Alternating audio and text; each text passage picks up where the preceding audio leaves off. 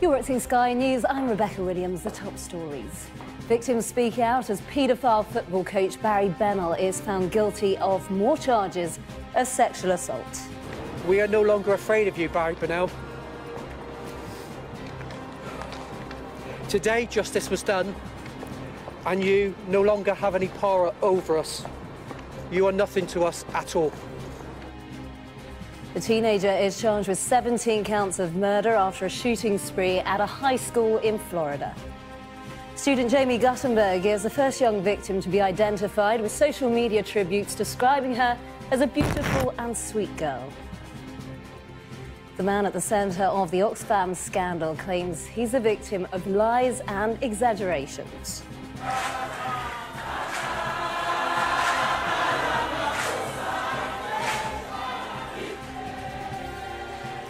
South Africa elects its new president after Jacob Zuma resigns. And thick as thieves, what happened when a burglary in Shanghai didn't go quite to plan? A very good afternoon to you. Victims of paedophile coach Barry Bennell have hit out at the world of football after he was found guilty of more charges of abusing children. Well, he's now been convicted of a total of 43 offences against 11 victims between 1979 and 1991, while he worked for clubs including Manchester City and Crewe Alexandra.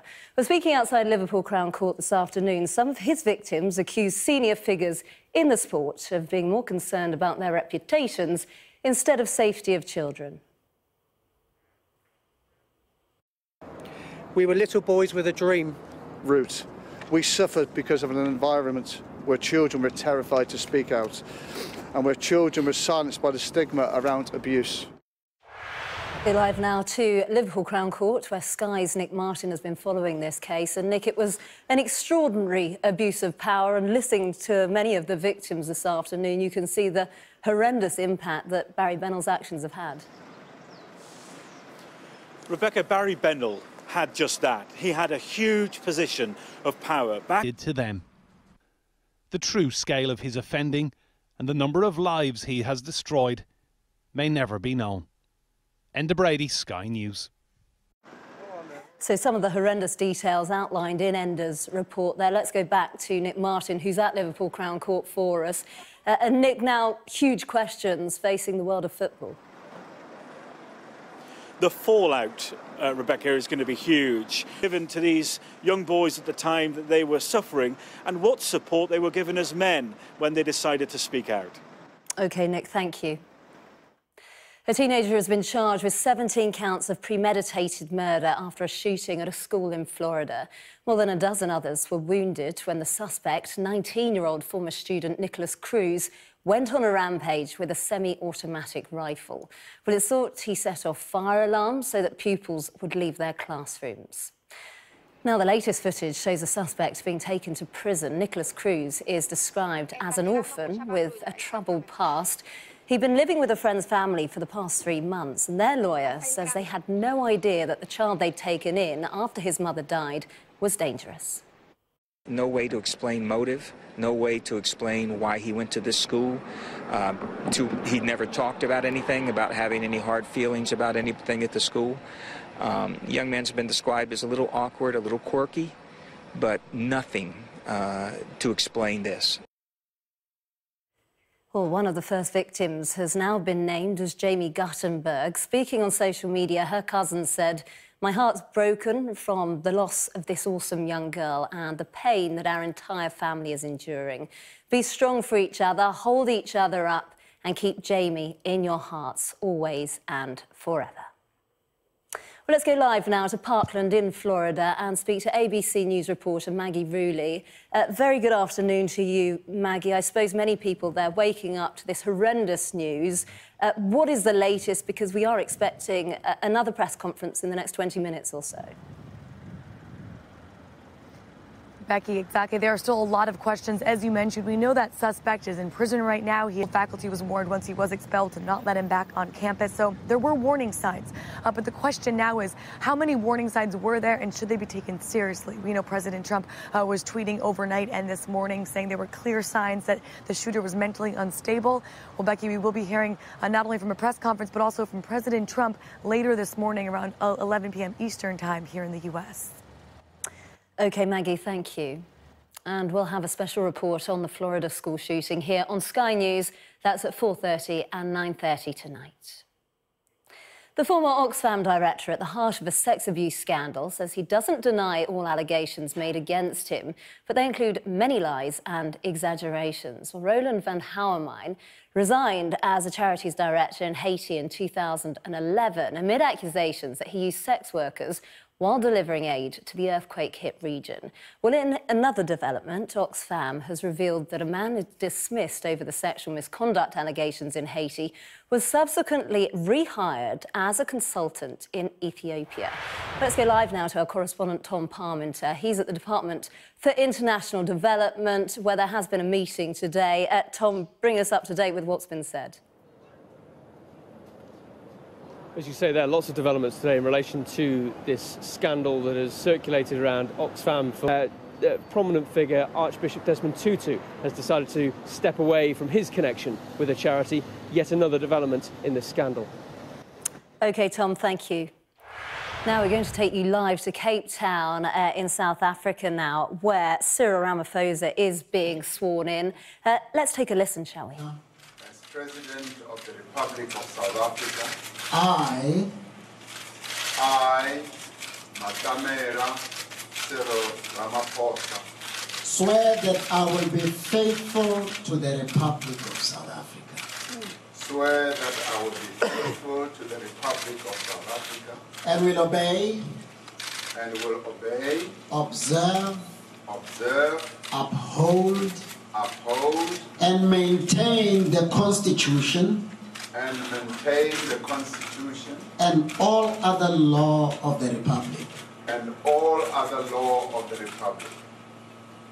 And I solemnly and sincerely promise. And I solemnly and sincerely promise. That I will always. That I will always. Promote all that will advance the Republic. Promote all that will advance the Republic. And oppose all that may harm it. And oppose all that may harm it. Protect and promote the rights of all South Africans. Protect and promote the rights of all South Africans. Discharge my duties with all my strength. Discharge my duty with all my strength. And talents to the best of my knowledge. And talents and to the best of my knowledge. And ability. And ability. And true to the dictates of my conscience. And true to the dictates of my conscience. Do justice to all. Do justice to all. And devote myself to the well-being of the Republic. And do justice to the well-being of the Republic. And all of its people. And all of its people. Would you please raise your right hand, Mr. President-elect, and say, "So help me God." So help me God.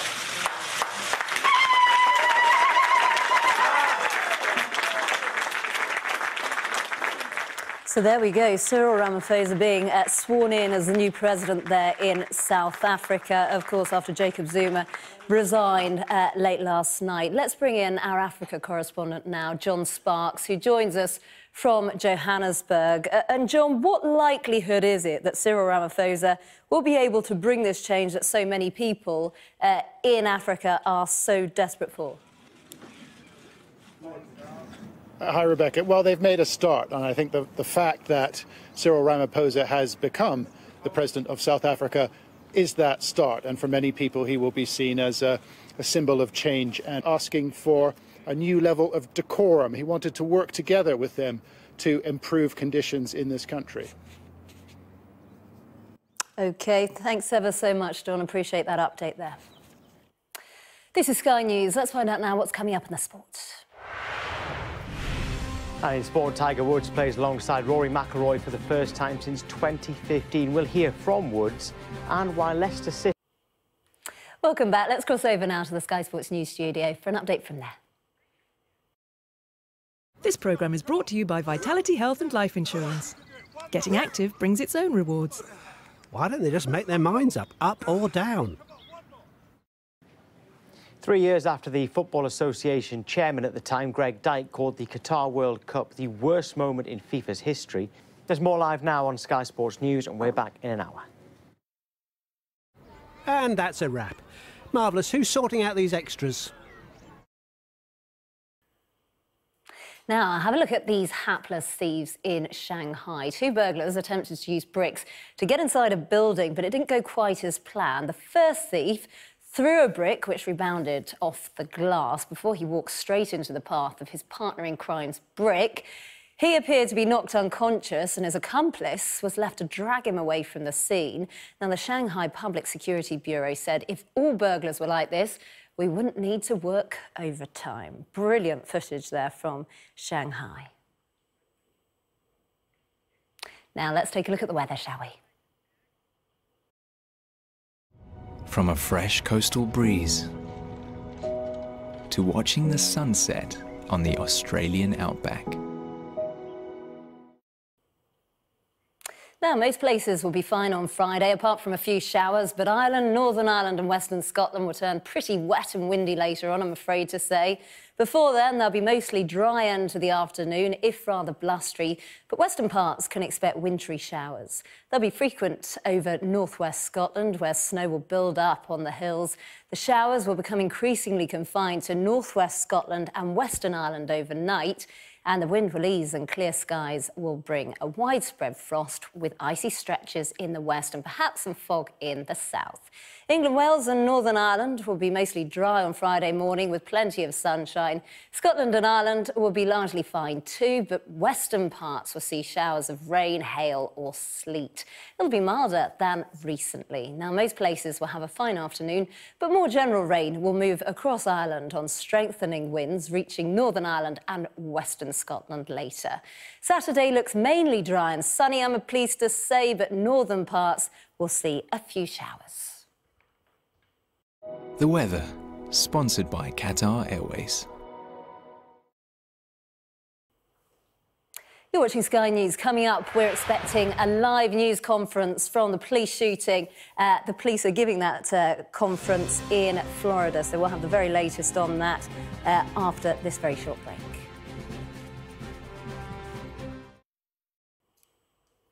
You're watching Sky News, the top stories. Victims of former football coach Barry Bennell speak out about the abuse they've suffered after he's been found guilty of 43 counts of child sex abuse, including rape. The teenager's been charged with 17 counts of premeditated murder after a shooting at a school in Florida. Former Oxfam director Roland van Houwermijn, who's accused of using sex workers in Haiti, has told a Belgian newspaper that he did not deny all allegations against him, but they include many lies. Now we're just taking you live to Florida because in a few moments' time we are expecting a press conference from the police on that school shooting in Florida in which 17 people at least are known to have died.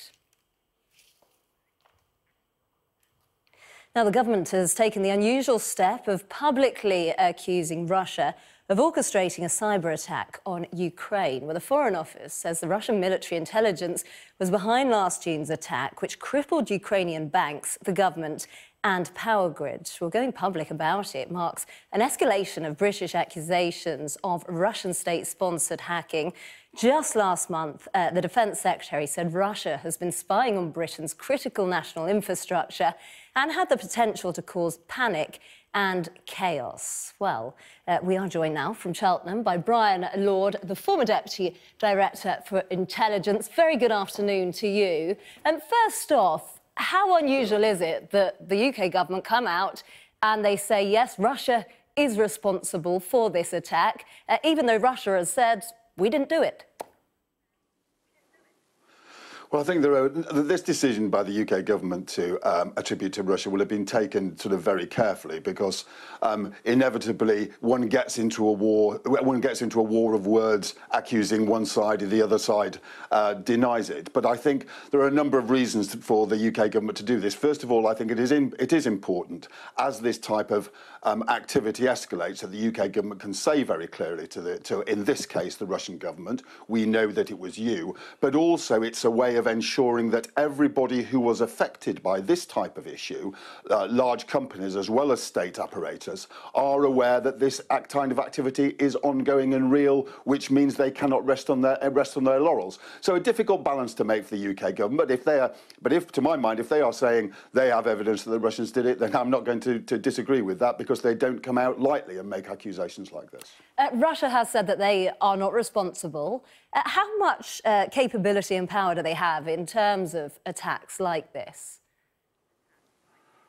Well, I think what we're seeing, I mean, first of all, as the UK said, this was an attack on Ukrainian systems, which of course spread from Ukraine globally. I mean, it's no surprise the Russians have always used Ukraine as a sort of kind of development test and development ground for this kind of thing. It's fair to say that the Russians are reasonably well advanced in their thinking around how do you deploy a online hostile activity which then generates impact in the real world. They're quite sophisticated about this. And so if one looks at the NotPetya case, it wasn't just a question of the technical effect it had on organisations, it was the knock-on reaction to public and state activity. And they're very smart at this. It's worth bearing in mind they are still working out exactly how this effect evolves. And I fully expect to be able to see several types of NotPetya attacks in the coming months as they evolve and measure the efficacy of their capability. So they are quite advanced, but they're not the only country in the world that is developing this capability. They just happen to be very good at it at this moment in time. The British government, as we've been saying, have come out, they've warned them to steer clear. What other measures are the British government likely to be taking to protect us as a nation from these kind of ransomware attacks? Well, I think, first of all, there are a number of things the UK government can do. First of all, they can continue to raise awareness around what kind of capability our adversaries have, and do so in a very balanced way, because this is simply a 21st century risk where states are developing their hostile online capability to deliver effect. The second thing, with this type of online capability, as we've seen, the criticality of the relationship between the government and the private sector is more important than ever, because quite often it's the private sector which control our public services. So it's making sure that information is shared with and between the private sector.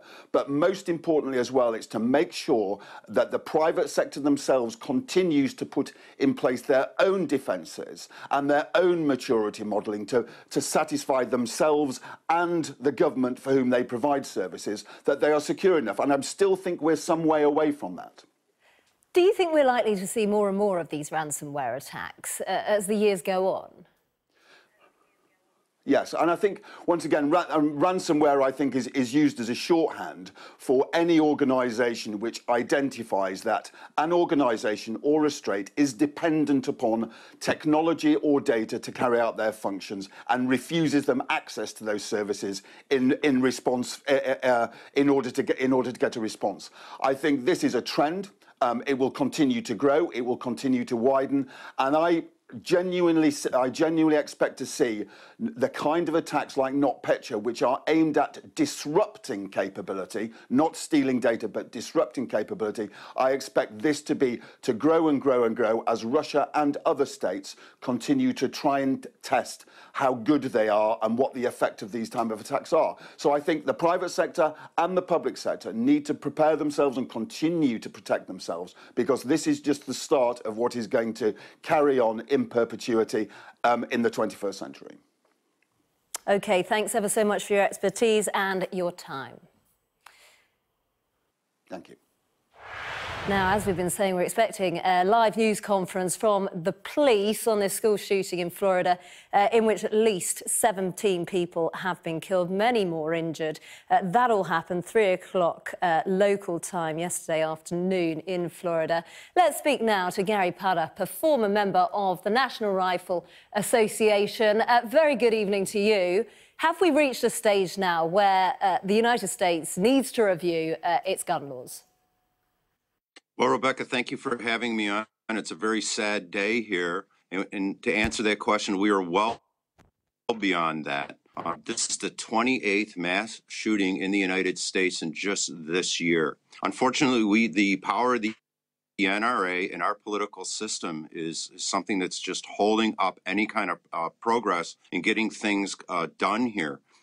We just keep going through this time and again. And the saddest part of this is that we know what the answer is. You did it in the UK, Canada's done it, Australia's done it. We know what the answer is. But unfortunately, we have a very strong lobby in the NRA, and we seem to have a political mentality as a result of American exceptionalism that we don't want to seem to look anywhere else as to where that answer might be. And we know what it is. It's gun control. When will enough be enough for American gun enthusiasts? Because I was reading this is what the 7th most deadly shooting to have happened in the United States. It's worse all the time, and a lot of this has to do with the style and type of weapons that are being used. Again, what we say in Florida is we see a young man with a military weapon. It just really has no legitimate purpose in the hands of civilians. And one of the things when I talked about, we know at the end, weapons. And in that 5 years, our gun violence rate in New York State continues to drop. And we haven't had a mass shooting like this in New York State, but it continues, especially in our southern states and our western states that have lax gun laws. And again, so that's the worst of it. And part of the problem is unfortunately, we don't see an answer. I don't see in my organization, New York, don't necessarily see that anything is going to change. President Trump his campaign was funded and supported by the National Rifle Association. Our Congress is controlled by Republicans who are funded and supported by the National Rifle Association. Our biggest hope right now is in the midterm elections that maybe we can have a change, that just maybe this will be the tipping point where Americans will go to the polls and say enough is enough and confront this power that the NRA has in Congress and in the White House. I've got to ask you, though, do you think that gun laws, at least tightened gun laws, are actually going to be enforceable? Because there's so many guns already in circulation throughout the United States. You know, Rebecca, we hear this argument all the time. There's just so many guns, there's nothing we can do. That's a defeatist attitude. At some point in time, you have to say enough is enough. And what are we going to wait for? Because there's only going to be more guns. You know, and when I talk about Canada and Australia, we have the same common English history and common law as you do. We were frontier nations, just as Canada and Australia. The Australians had a affection, so to speak, for their firearms, and they were able to do it. There's no reason why we can't do that in the United States. Would it be an instant answer? No. Would we get it done overnight? No. But this problem just continues to get worse, and we have to stop the bleeding, both literally and figuratively. But it has been reported that in this case, the suspect obtained this gun legally and he had background checks done. Not confirmed, but that's at least what's been reported so far. Actually, the majority of the mass shootings that we have in the United States are with weapons that are bought legally. This individual bought this gun with a background. That is my understanding, too. And we saw the same thing in Las Vegas. We saw the same thing in many of our mass shootings. And that's just the problem. Very often what we hear from the National Rifle Association and others is that there's no difference in weapons. Well, that's just nonsense. You know, I know in the UK, for instance, that people are allowed to own shotguns. Well, you can't do this type of thing with a double-barreled or dual-barreled shotgun. The idea that somebody has a military weapon that can fire that rapidly, is that deadly, with high-capacity magazines, really makes all the difference.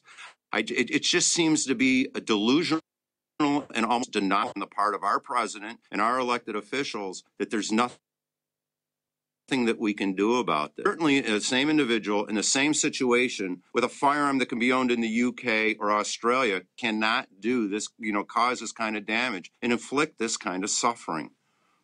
OK, well, thanks ever so much for your thoughts and your time. I'm just going to remind the viewers now that we're showing these live pictures from Florida because we are expecting any moment a press conference from the police giving a bit more detail into what happened yesterday afternoon, 3 o'clock local time in Florida. As we know, a man opened fire on a number of students at that high school. At least 17 people have died, and we now know that many others have been injured. Acapulco in Mexico was once a playground for the rich and famous, but now it's one of the most dangerous cities in the world. Extortion and kidnapping have become daily events. Murder is the new normal.